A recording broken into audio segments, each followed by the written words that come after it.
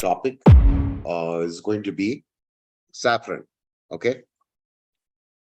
So this tiny little, very expensive herb, as we know it, saffron is harvested by hand from the Crocus sativus flower. And they have all these fancy Latin names. I just love it. Commonly known as saffron crocus. Okay. Now the term saffron actually applies to the stigma of the flower. Okay. And thanks to my son, he was somebody who gave me this topic to talk about today. And actually quite an interesting herb to look at, or a flower rather, you'd say. So this harvesting is very labor intensive because you can see the stamens are so delicate and it has to be handled, very differently. You can't just grab it, and so it's very labor intensive, and so the cost just goes up.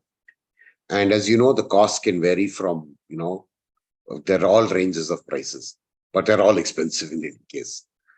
So what is so good about saffron? Okay. Saffron is a powerful antioxidant. Okay. It has crocin. Now don't think about the antihistamine, the the paracetamol that you get in the shop, but the one of the antioxidants called crocin, quercetin, then saffronal, which is probably why the word saffron turned up, and camphorol. Okay, these are all very good antidepressants as well. Okay, and it also helps with the memory. Okay, it protects your brain cells. Now, a lot of studies have been done about this. Not very extensive clinical trials, but a lot of evidence has shown that it really helps the brain cell. Okay, and it protects it from a lot of things. And these days, doctors are actually prescribing saffron as an antidepressant. Okay, not if you're totally out of it and you're like, in the last stage of a depression, but if you're just mildly depressive, they suggest that you take saffron. Okay, and that's why they call it the sunshine spice. Okay, now like vitamin B12 was called the happy vitamin, this is called the sunshine spice. Okay, but the best thing is, it doesn't have the side effects of all the other medicines. There are standard antidepressants in the market, and boy, they come with their own set of worries. Okay, after that, it also is believed to help fight cancer. Okay, and how it does that is it actually breaks down the cancerous cells, but it stays away from the healthy ones. Okay, of course, a lot more research has to be done as to how they can actually make this a lot more effective, because it's mildly effective.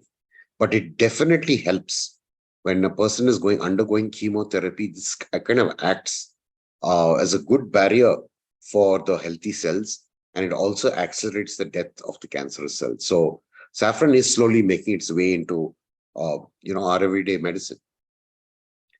Now, women who have premenstrual syndrome, it really helps, bring those symptoms down, like, anxiety and restlessness and all the things that accompany with it. So it's really something that you can have. And how do you have it? You just put a stamen of it into, just like how you'd make green tea. You just put a stamen into the water and, just let it seep through and let it steep. And then what?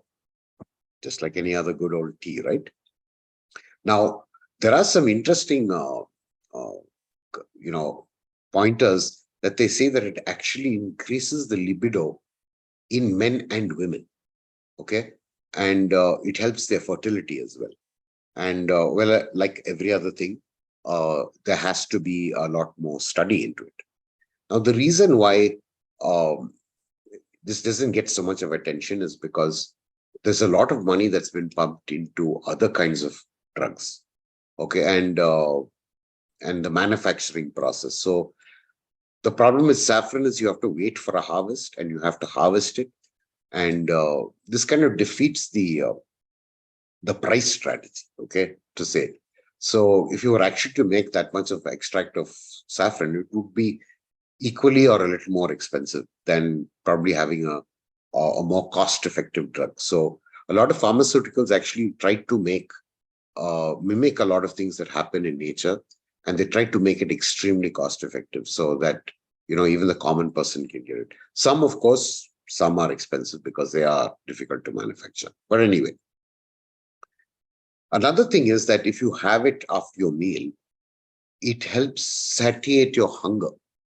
So what happens is, after you finished your meal, you feel you're more full than you were. And how does that help? You won't feel hungry for a longer period of time. So it kind of curbs the excess hunger that you might have in between. So that avoids you from doing any snacking. Okay. Now, there are some very evident studies that it can help with heart disease because it actually battles lowering your cholesterol. Okay. It helps battle that problem. And it also is something that can contain blood sugar. So there's a lot more studies going into its other effects, whether it really can enhance the pancreas, can it be used something for somebody who's actually gone deep down into type 2 diabetes.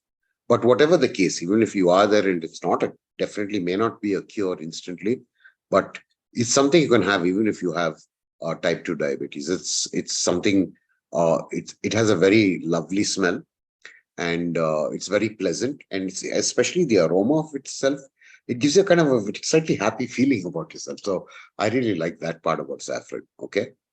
And coming back to this, as we go through generation after generation, we find that more and more people are wearing glasses. And even I'm wearing glasses too, but they're only reading. Okay. So I'm seeing it from the top of my lens, so I'm okay with it. But yes, my reading has gone down because, well, even I went through the same bandwagon, you know.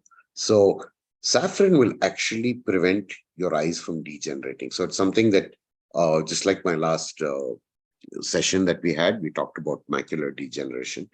And this is something that will actually slow it down. Okay. And a lot of it is due to its great antioxidant properties. So there's one thing that they do recommend now. There is something called too much of something nice is not always good. Okay. So never more than 4 or 5 grams, because if we hit 5 grams of, saffron, it's going to get toxic. Yeah, because it's too much of a good thing. Okay. It can disrupt a lot of things that actually happen because in its excess, it's not helpful. Okay. Anything that I'm sure, anything in excess can be bad. But in this case, 5 grams is a bit too much and it can show its ugly face that time. So what the daily recommended quantity is about 1.5 grams. Now, a good thing about saffron is it's very easy to add to food. Okay. You can sometimes add it to your palaus, your rice that you make. It can be added to desserts, gives a lovely tang, nice flavor to it. They even add it in some ice creams. They add it in chocolates. There's one kind of thing that I saw was dates with saffron on it, and so a lot of things that you can play around with saffron. You can have it with a cold, chilled with with milk, or you can have it as a tea and you just put it out there. And there are a lot of things that you can do with it. But not only that, saffron is also used mixed with other items, can be used as face packs. They have some tremendous properties on removing marks from the skin and getting your skin to be more glowing. So saffron is definitely something that's good to keep, even if it's a small little, because it is a little expensive. So, if you keep a small container around with you, it'll last you a very long time. Just use it sparingly and use it occasionally. If you don't want to really waste the power of a stamen and one stalk that you take out, make a good large volume of tea in it. And you can even put it in your regular milk tea as well. It also tastes great. So that's my topic for today, and I hope that saffron is something that you won't sacrifice. Okay, so whenever you get a chance, definitely go and find a place where you can buy it and kind of make sure it's kind of affordable. And if you do have a little extra money kept away, buy a good one. Thanks for that, and I'm open to any questions.